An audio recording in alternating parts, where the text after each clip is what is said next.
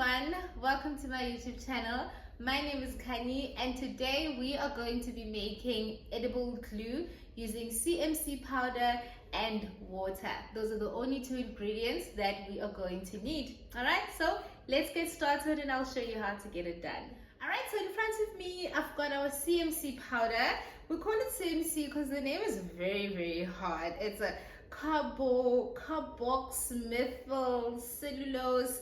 It's a really hard name, so to shorten it we just say CMC. I got this from our local baking shop, Funky Baking, and we are going to use it to make our edible glue. So I use edible glue to stick on my prints, my fondant prints, to just stick on anything that you want to stick on your cake, even for toppers if you want to put them on the front of your cake. So this just works as a glue. Some people do use water, but this glue dries faster than water. All right, so all we're going to need is the CMC powder and some warm water.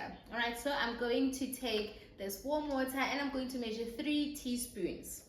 All right, so let's start. We're measuring 1, 2, and 3.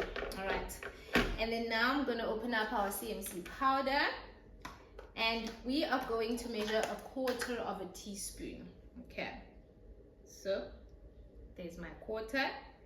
Throw it in there and then we're going to start mixing. All right, so you'll notice that as you're mixing the powder and the water, you want to break up these particles. I'll come closer. All right, so you just want to break these white particles up. All right, so I'm just going to mix until I break it up, and you'll notice that it's getting thicker already. Okay, so I'm just going to break down these particles until we no longer see them.